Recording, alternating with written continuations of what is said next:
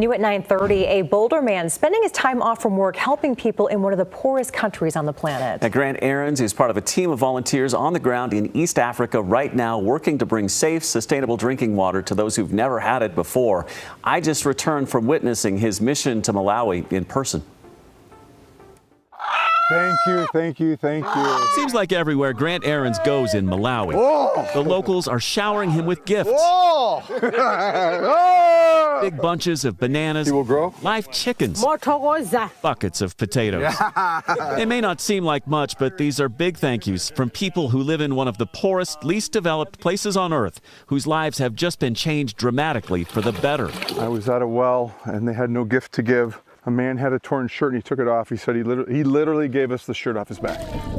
Arends is about a week into a 3-week stint in Malawi with a nonprofit called Marion Medical Mission. So they're going to get that one going so we can do them faster? One of 19 volunteers traveling the African countryside, witnessing the joy of what it looks like the very moment villagers get clean, safe, sustainable drinking water for the very first time.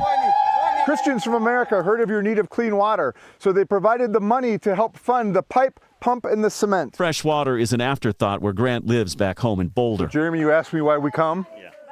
This is why we come. But when you see the local water source here, This is the water they were drinking prior to us being here today. you can understand why some 9,000 Malawians die from waterborne illness every year. Young children under the age of 5. The dangerous cholera. I mean, with the animals and everyone drinking this, the amount of cholera and other bacteria and diseases. Today is the last day they will drink water from here. Before today, retrieving water was a task that might prevent young girls from going to school. And they're getting up at 2 in the morning and sometimes walking hours for clean water, maybe more than one time a day. They can't go to school. With clean water, that changes everything.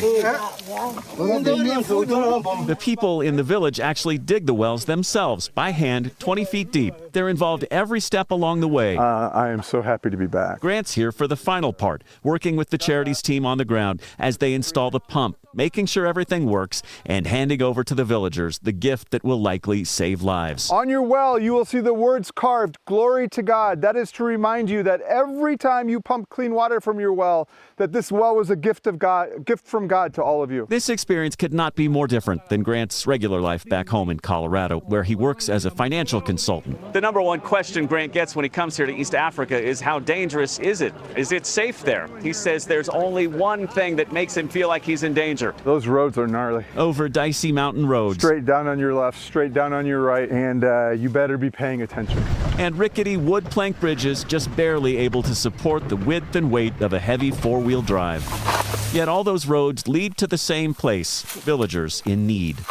The people who are always saying thank you even though they don't have much to give. We will let him grow. Little do they know they've already given Grant and the others a much bigger gift than they could ever imagine. They were just so joyful. And they weren't just doing that when you and I were there. It wasn't a show.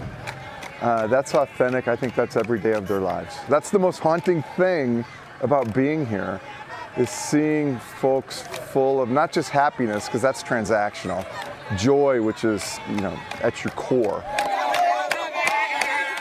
They were full of joy. To learn more about Marion Medical Mission and how you can help cover the cost of a well for a village in that part of Africa, you can check out this story on our website right now, kdvr.com. And that village in particular, they were really excited about it. Everybody was dancing. They tried to get us involved too, but thankfully we did not. That was one of the first questions I said. I was like, how were the people there? Were they just so happy? And you're like, they were just so full of joy. So excited. When you think about it, if for the first time you've got this fresh water, you don't have to get up at 2 in the morning, walk 5 miles, carry a big bucket on your head, especially if you're a young girl.